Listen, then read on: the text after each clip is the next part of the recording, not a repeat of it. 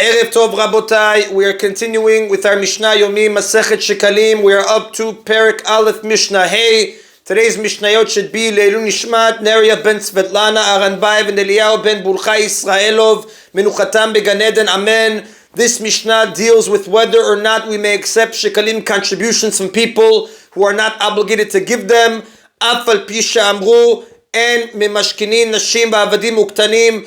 Even though the sages, as we recorded in Mishnah 3, said that we do not seize property from women, slaves, and minors who have not given shkalim since they're not obligated to give them, im shaklu, if they nevertheless contributed shkalim voluntarily, mikablin miadan, we accept it from their hands. Meaning, the Rav explains, they are treated like regular shekalim and are used to buy the communal offerings. However, the donors must intend to give them fully to the communal fund, as we learned in the previous Mishnah. The Mishnah now discusses accepting shkalim from idolaters and kutis. In conjunction with this, the Mishnah will also discuss accepting sacrificial offerings and other temple contributions from these people.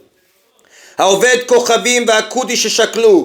an idolater or a kuti wishes to contribute a shekel, now the kutis were a pagan group that originated from the city of Kuta and other areas, who were forced to relocate to Eretz Israel by the king of Assyria following the exile of the 10 tribes. After an outbreak of lion attacks, they converted to Judaism out of fear of divine punishment, but did not practice Judaism properly. Because of certain concerns in regard to their lineage, Jews were prohibited from marrying kutis, and the rabbis instituted certain measures to keep them apart from Jewish people. The Mishnah says, therefore, en mikablin miadan, we do not accept it from their hands, because idolaters may not participate in the communal offerings that are bought with the shkalim, and kutis are treated like idolaters. Now, idolaters may not participate in the communal offerings because the Torah states in Sefer Vayikra, chapter 22, pasuk 25, and from the hand of a stranger, which we learn is an idolater, you may not offer the food of your God from any of these. The sages interpret the phrase, the food of your God from any of these, as reference to the communal offerings. We do not accept shkalim from kutis in order to distance them from Jewish people by treating them like idolaters. Nor do we accept from their hands the bird pair offerings of zavim, zavot, and women who have given birth.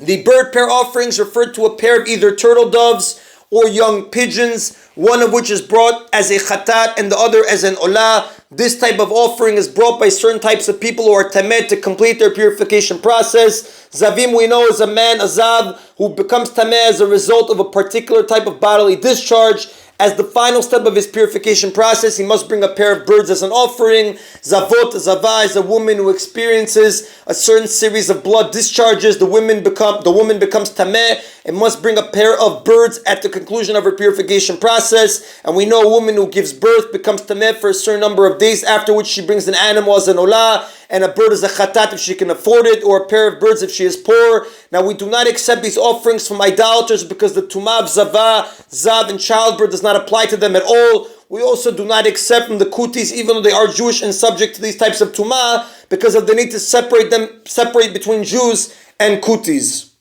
The chataot v'ashamot, nor do we accept from them chatat and asham offerings. These are mandatory offerings brought to atone for certain sins, because idolaters are not subject to these offerings, and kutis are treated like idolaters. Now, an idolater does not bring a chatat or a sham offering, even if he violated one of the 7 Noachide laws that apply to him, because the Torah states in its introduction to the laws of chatat offering in Sefer Vayikra, chapter 4, pasuk 2, speaks to the children of Israel, saying a person who sins, making it clear that these offerings are only for the children of Israel. We do not accept these offerings from kutim for the same reason we do not accept the bird offerings from them to distance between Jews and kutis. We treat them like idolaters. Now, some sacrificial offerings are accepted even from idolaters and kutis. However, we do accept vow offerings and gift offerings from their hands, because the Torah includes idolaters in these kinds of offerings, and kutis can therefore also bring them. Now, both of these are voluntary offerings. A neder, a vow offering, is where a person vows to bring an offering and then later designates a specific animal to fulfill his vow. And the devah gift offering is where a person declares this animal is consecrated as a voluntary offering. Now, these offerings may be brought by an idolater, because the Torah states in Sefer Vayikra, chapter 22, pasuk 18, every man of the house of Israel who will bring his offering for any of their vowed offerings or any of their gift offerings. The sages derive from the words every man that even idolaters can bring these offerings. The Mishnah now generalizes the law regarding offerings of idolaters and kutis. Zeh, this is the rule. Kol shenidar v'nidav, anything that is vowed or donated to the altar, meaning all voluntary sacrificial offerings, mikabin miadan, we accept from the hands of the idolaters and the kutis. Now vowed and gift offerings refer to the animal offerings brought as an olah or shelamim. Besides these, they may also bring birds as an olah, mincha offerings, wine, frankincense, and wood as voluntary offerings. This is learned from the pasuk that we previously mentioned. However, kol shen nidav v'nidav, anything that is not vowed or donated to the altar, meaning all mandatory offerings as well as donations for the upkeep of the temple, and mikabin miadan, we do not accept from their hands. The Mishnah now provides a source for this ruling. V'chenu mifurash al-yedei Ezra. It has been explicitly stated so by Ezra. Shenemar, as it says in Sefer Ezra, chapter 4, pasuk 3, Lo lachem velanu livnot bait lelohenu. It is not for you, the kutis, and us to build a house for our God. Rather, we alone will build for Hashem. Now, this statement was the response the Jews gave to the kutis when they offered to help with the construction of the second temple. Therefore, kutis and certain idolaters are excluded from building the temple or making any contributions for its upkeep. That is in a Mishnah Hey. The next two Mishnah, beginning with Mishnah Vav, discuss a certain small fee that was sometimes added to the shekel obligation, known as a kolbon. This was needed because sometimes people paid with old coins that were worn away from much use and did not have the correct weight of silver. The extra kolbon payment served to replace what was missing and make the shekel contribution complete. It was called kalbon because it was a small, it's kalbon because it was a small light kal amount that filled in the difference between ben, a full shekel, and a word one, kal, ben. So it's called kalbon. The following Mishnah begins with a discussion of one who's obligated to add the kalbon. Velu shechayvin b'kalbon, and these are the ones who are obligated to pay the kalbon together with the shekel contributions. Leviim v'Yisraelim v'grim v'avadim mishucharim. Leviim Yisraelim, converts and freed slaves, because they are obligated to give a shekel and are therefore required to add the kalbon in the case the shekel is missing some silver. Avalo kohanim v'nashim v'avadim uktanim, but a kalbon payment is not required from kohanim, Leviim, Canaanite slaves, or minors when they give shekalim, because they do not have a full obligation to give them, like we learned earlier. The Canaanite slaves, women and minors, are not obligated to give shekalim at all, while kohanim are not forced to give theirs. The sages were therefore lenient and did not charge them anything extra.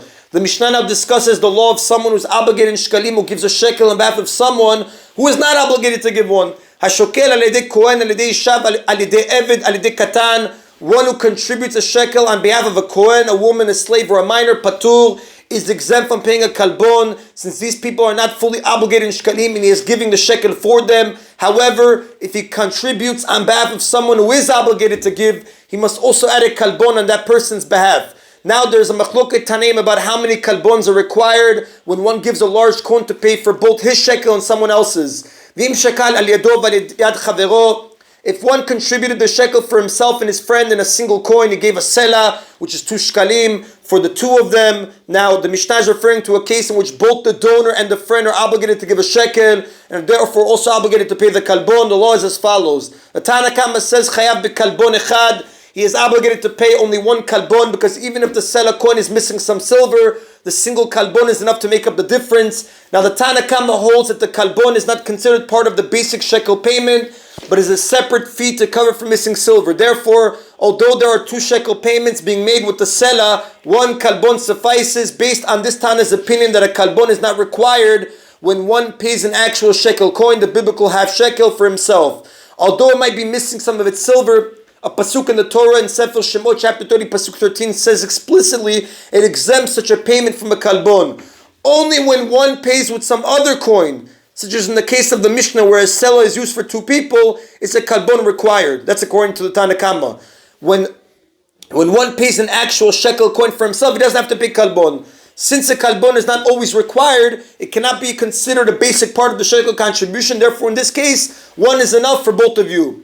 Rabbi Meir omer shnei kalbonot. However, Rabbi Meir says that he must pay 2 kalbonot because the kalbon is considered a part of the basic shekel payment. Rabbi Meir interprets the verse in Sefer Shemot differently.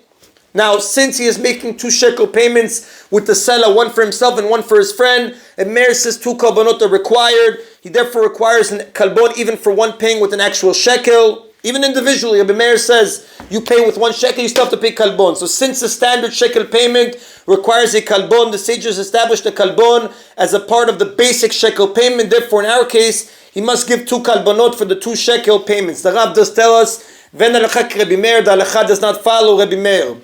Now, a case in which all Tanaim agree that 2 kalbonot are required, the Mishnah concludes with, Hanoten sel, Hanoten shekel. If one gives a selah, which is 2 shekalim, to the temple treasurer and takes back a shekel and change, meaning like we learned earlier in the introduction to Mishnah 1, the biblical half shekel was called a shekel in times of the Mishnah. This is clearly evident in the case mentioned here, in which one fulfilled his half shekel obligation by giving a selah, a whole biblical shekel, and he received a shekel and change. That means that you're only paying half.